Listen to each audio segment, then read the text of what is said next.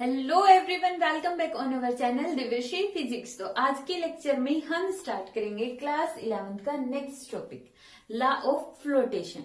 कल के लेक्चर में हमने स्टडी किया था आर्किमिडीज प्रिंसिपल। अगर वो अच्छे से समझ में आ गया है तभी हम फ्लोटेशन लॉ को समझ सकते हैं। तो देखो, लॉ ऑफ फ्लोटेशन के अकॉर्डिंग क्या है कि वही वाला कॉन्सेप्ट जो हमने कल की वीडियो के अंदर लास्ट के अंदर पूछा था कि क्या कि अगर हम फ्लोट कर रहे तो उस टाइम पे बॉडी का अपरेंट वेट कितना होने वाला है। तो यहाँ पे हम उसी क्वेश्चन का आंसर देखेंगे कि कितना होगा। तो सबसे पहले हम यहाँ पे देख रहे हैं कि कोई भी बॉडी है, अगर वो वाटर के अंदर है, ठीक है, ये हमने एक बीकर लिया, इस बीकर के अंदर ये वाटर हो गया, ठीक है, हो गया वाटर। अब इसके अंदर हमने कोई भी एक बॉडी कंसीडर कर ली है, ठीक है, बॉडी मान लो ये हो गई है, ये बॉडी है। अब इस बॉडी का जो वेट है वो कहाँ पे एक्ट करता है, डाउनवर्ड डायरेक्शन में, जिसको हम वेट को रिप्रेजेंट करते हैं डब्ल्यू से। तो अब हमें इसी वेट, यहाँ पे इस टर्म के तीन कॉन्सेप्ट, तीन स्पेशल केसेस स्टडी करने हैं। अब हमने प्रीवियस लेक्चर के अंदर देखा था कि ये जो बॉडी है इस पे दो फोर्स एक्ट करेंगे। कौन कौन से? एक तो इसका वेट जो नीचे की तरफ लगेगा, दूसरा इस पे लगेगा अप थ्रस्ट, ऊपर की तरफ। ये क्या है? Up thrust. और ये अप थ्रस्ट कौन लगा रहा था? Displaced liquid. मींस जैसे ये बॉडी पानी में जाएगी, जितना पानी बाहर निकालेगी वो लिक्विड इसके ऊपर क्या लगाएगा? अप थ्रस्ट लगाएगा, ठीक है। तो यहाँ पे अब इस बॉडी को हम पुट करने वाले। तो पुट करने से पहले हम इसका फर्स्ट केस देखते हैं। केस फर्स्ट केस के अंदर मान लो बॉडी का वेट अप थ्रस्ट से बड़ा है, ठीक है, मीन्स बॉडी बहुत भारी है, बहुत हैवी है, और जो अप थ्रस्ट लग रहा है वो बहुत ही ज्यादा स्मॉल है। तो उस केस में क्या होने वाला? अब यही वाला केस, जैसे ये मार्कर है, ठीक है। अब एक तो बॉडी कोई चीज इसको ऊपर से नीचे पुश कर रही है, तो वो नीचे पुश करने वाला तो होगा वेट, जो कहां पर जा रहा है? नीचे। लेकिन एक चीज है जो इसको ऊपर पुश कर रही है, ठीक है, तो वो हो गया इसका अप थ्रस्ट। अब ऊपर पुश करने वाला फोर्स बहुत स्मॉल है, लेकिन नीचे ले जाने वाला फोर्स बहुत ज्यादा है। तो ये मार्कर कहां पे जाएगा? नीचे ले जाने वाला फोर्स ज्यादा है और ऊपर लेके जाने वाला फोर्स बहुत स्मॉल है। तो क्या होगा? Body will sink. Body will sink. क्यों? क्योंकि वो बहुत ज्यादा हैवी है।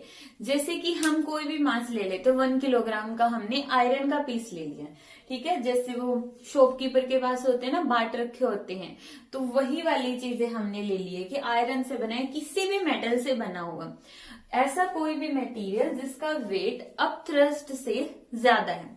तो उस केस में जो ऑब्जेक्ट होगा बिल्कुल बॉटम के ऊपर जाके आराम से बैठ जाएगा कि मुझे कोई नहीं हिला सकता, चाहे कितना ही ज्यादा अप थ्रस्ट लग जाए, ठीक है। कब तक नहीं हिला सकता?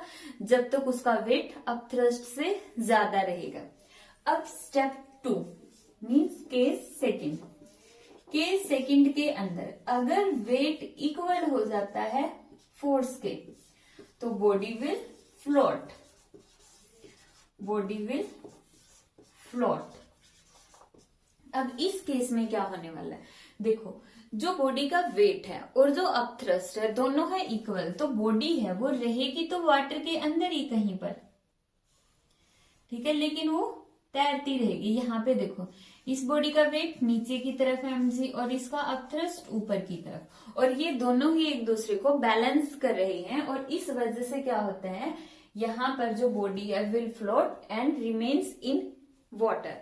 वाटर के अंदर ही रहेगी, ऑलमोस्ट वाटर के अंदर रहेगी, ठीक है। तो सेकंड कॉन्सेप्ट भी क्लियर, फ्लोट। अब यहाँ पे फ्लोटेशन ला है, तो एक वर्ड आ गया फ्लोट, एक बार तो आ गया। हम एक केस और देख लेते हैं जो हमारा लास्ट केस है, केस 3। केस 3 के अंदर अगर वेट लेस देन है फोर्स से, देन तब भी बॉडी क्या करेगी? फ्लोट करेगी। बॉडी विल फ्लोट, ठीक है, इसमें तो इन वाटर के अंदर ही रहेगी, लगभग ऑलमोस्ट वाटर के अंदर होगी। ठीक है, यहाँ पे कहाँ रहेगी, ऑन सरफेस, ऑन सरफेस। ठीक है, तो अब देखो, अगर तो क्या हो जाता, बॉडी का वेट बहुत कम है, बॉडी का वेट कम है और उसके ऊपर लगने वाला अपथ्रस्ट, ऊपर की तरफ लगने वाला फोर्स बहुत ज्यादा है, तो उस केस में क्या होगा, बॉडी ऊपर आ जाएगी। ऊपर आने के बाद क्या होगा, देखो ये तो सेकंड केस था। फर्स्ट केस में बॉडी नीचे बैठ गई, सेकंड केस में रहेगी लिक्विड के अंदर ही, लेकिन वो तैर रही होगी, ऊपर फ्लोट कर रही होगी, मीन्स ऊपर वाली लेयर के बिल्कुल, ऊपर वाली सरफेस के बिल्कुल क्लोज होगी। ठीक है, अब थर्ड केस देखते हैं हम। थर्ड केस के अंदर क्या होगा, थर्ड केस में हमारी जो बॉडी है वो इतनी होगी, मीन्स उसका बिल्कुल थोड़ा सा हिस्सा है वो पानी के नीचे होगा, बिल्कुल थोड़ा सा हिस्सा पानी के नीचे होगा और बाकी सारा हिस्सा पानी से बाहर होगा। इसका वेट नीचे, अपथ्रस्ट ऊपर लग रहा है। अब यहाँ पे भी बॉडी फ्लोट कर रही है, यहाँ पे भी फ्लोट कर रही है, तो फ्लोटेशन की कंडीशन क्या है कि weight less than equal to होना चाहिए अपथ्रस्ट के, तभी जो है बॉडी फ्लोट करेगी। ठीक है, अब यहाँ पर देखो, इस डेफिनेशन को समझते हैं। यहाँ पे इन्होंने क्या बोला है कि a body floats in a liquid, एक लिक्विड में कोई भी बॉडी तभी फ्लोट कर सकती है if weight of liquid displaced by the immersed portion of body.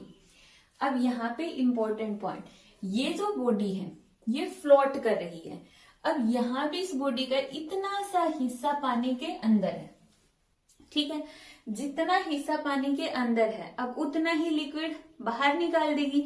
वही लेमन वाला एग्जांपल, अगर हम लेमन को हाफ डिप करते हैं ग्लास के अंदर, पूरा नहीं डालना है, थोड़ा सा लेमन हम उंगली के साथ ऐसे डाल देते तो भी पानी बाहर आएगा। ठीक है, तो यहाँ पर जब हम इस ऑब्जेक्ट को लिक्विड में डालेंगे, इतना नीचे डालेंगे तो भी पानी है वो बाहर निकल गया।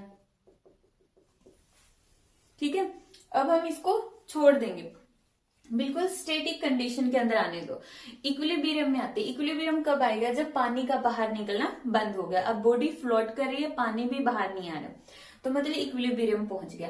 तो अब हम देखेंगे, बहुत इंटरेस्टिंग पॉइंट है, हम देखेंगे कि जो लिक्विड बाहर निकला है उसका वेट भी है mg। अब ये कैसे हो सकता है, बॉडी का खुद का भी तो वेट कितना था mg, मतलब बॉडी है वो 5 न्यूटन की है और इसने जो पानी निकाल दिया वो कितना निकाल दिया, 5 न्यूटन, मीन्स थोड़ा सा पानी के अंदर गई है, और थोड़ा सा पानी के अंदर जाने की बाद भी इसने जो पानी बाहर निकाला है उसका वेट पूरी बॉडी के वेट के इक्वल है, तभी बॉडी क्या करेगी, फ्लोट करेगी। अब ऐसा कैसे हो सकता, हम तो खुद ही बोल रहे हैं ना बॉडी का वेट कम है, अगर बॉडी का वेट कम है तो वो कम पानी तो बाहर निकाल ही सकती है, यही इंपॉर्टेंट पॉइंट है इसका। फ्लोटेशन लॉ के अंदर क्या होता है कि कोई भी बॉडी जितना पानी के अंदर जाती है तो वो जितना पानी के अंदर जाएगी उतना पानी बाहर निकाल देगी, और जब हम बाहर निकले हुए पानी का वेट मेजर करते हैं तो हम देखेंगे कि पूरी बॉडी का वेट किसके इक्वल होगा, जो लिक्विड डिस्प्लेस हुआ है उसके वेट के इक्वल, मीन्स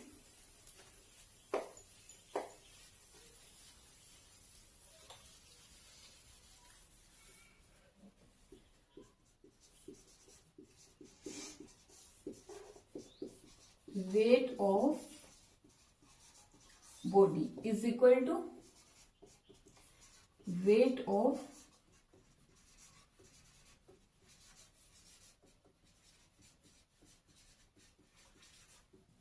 लिक्विड डिस्प्लेस्ड। यही लॉ ऑफ फ्लोटेशन बोल रहा है कि जो वेट ऑफ बॉडी है वो किसके इक्वल है, वेट ऑफ लिक्विड डिस्प्लेस्ड, और ये लिक्विड भी किसने डिस्प्लेस किया है, immersed portion of body, immersed portion of body, means जो ऊपर वाली डेफिनेशन जो बिल्कुल रामायण टाइप है, ठीक है, बिल्कुल थ्योरी के अंदर, उसको हमने एक फॉर्मूले की टर्म में लिख लिया है। ऊपर वाली डेफिनेशन में क्या बोल रहे हैं कि बॉडी तब फ्लोट करेगी जब उसका वेट किसके इक्वल हो जाए, जो बॉडी जितना हिस्सा पानी के अंदर है, ठीक है, और वो हिस्सा जितना वाटर को बाहर निकाल देता है उस लिक्विड के वेट के इक्वल, यही कॉन्सेप्ट है। अब मान लेते हैं कि यहाँ पे बॉडी का वेट कितना है mg, और वेट ऑफ लिक्विड डिस्प्लेस मान लो है स्मॉल mg। मास की जगह हम लिखेंगे वॉल्यूम इंटू डेंसिटी, यहाँ पे भी वॉल्यूम इंटू डेंसिटी, इक्वल नहीं है बट वॉल्यूम। अब बॉडी का वॉल्यूम लिखेंगे v1, डेंसिटी लिखेंगे बॉडी की ρ1, यहाँ पे जो लिक्विड बाहर गया है उसका वॉल्यूम v2, डेंसिटी कितनी है ρ2। अब यहाँ पे वॉल्यूम सेम नहीं है, क्यों नहीं है, क्योंकि पूरी बॉडी का वॉल्यूम लेंगे ना हम, नीचे वाली बॉडी का वॉल्यूम तो नहीं लेंगे इस फॉर्मूले में, क्योंकि वेट हम पूरी बॉडी का लेके चल रहे हैं। जब हम पूरी बॉडी का वेट लेंगे तो वॉल्यूम भी तो पूरी बॉडी का होगा। हम कौन सा इस पोर्शन का वेट ले रहे हैं, तो वेट पूरी बॉडी का है, तो यहाँ पे वॉल्यूम भी पूरी बॉडी का होगा। और ρ1 और z is equal to v2, v2 क्या, volume of displaced liquid, means जो पानी बाहर आ गया है उसका वॉल्यूम, ρ2 लिक्विड की डेंसिटी और g। ठीक है, अब g से z कैंसिल। अब यहाँ पे हम लिखेंगे ρ1, ρ2 इस साइड ले आओ, उस side v2 divide by v1। ठीक है, सिंपल। यहाँ पे देखो ये फॉर्मूला क्या बन गया, ρ1 क्या हो गया, डेंसिटी ऑफ सॉलिड, लिख लो यहाँ पे density of solid, density of liquid is equal to v2। v2 क्या है, volume of liquid displaced by the immersed portion of solid, direct line as it is, weight की जगह बस रिप्लेस कर देना volume, volume of displaced liquid by immersed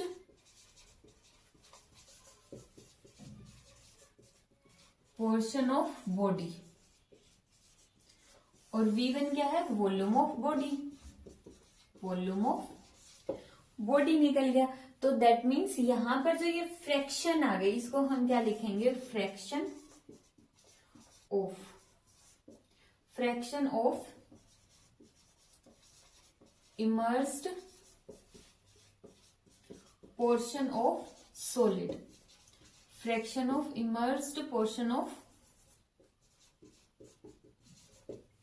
solid. ठीक है, तो लॉ ऑफ फ्लोटेशन के अंदर देखो, अगर हम पूरे के पूरे टॉपिक को सम अप करते हैं एक या दो लाइनों के अंदर, तो हम क्या बोलेंगे, लॉ ऑफ फ्लोटेशन है क्या, लॉ ऑफ फ्लोटेशन मतलब बॉडी का अगर थोड़ा सा भी हिस्सा पानी के अंदर है, तो जितना हिस्सा पानी के अंदर है तो पानी में जाने के लिए वो जितना पानी बाहर निकालेगा, अगर पूरी बॉडी का वेट वो जितना पानी बाहर निकाला उसका वेट इक्वल है तो वो बॉडी फ्लोट करेगी। ठीक है, सिंपल सा कॉन्सेप्ट है बिल्कुल, कि जितना पानी बाहर निकाला है उस पानी का वेट पूरी बॉडी के वेट के इक्वल है, तो वहां पे बॉडी है वो फ्लोट करेगी। यही क्या बोलता है, लॉ ऑफ फ्लोटेशन। देखो क्वेश्चन में इन्होंने दिया है कि a piece of ice, ice का एक पीस है, फ्लोटिंग, फ्लोट कर रहा है, तो मीन्स लॉ ऑफ फ्लोटेशन हो गया यहाँ पे। इन वाटर, वाटर के अंदर what fraction of ice piece, ice piece का कितना फ्रैक्शन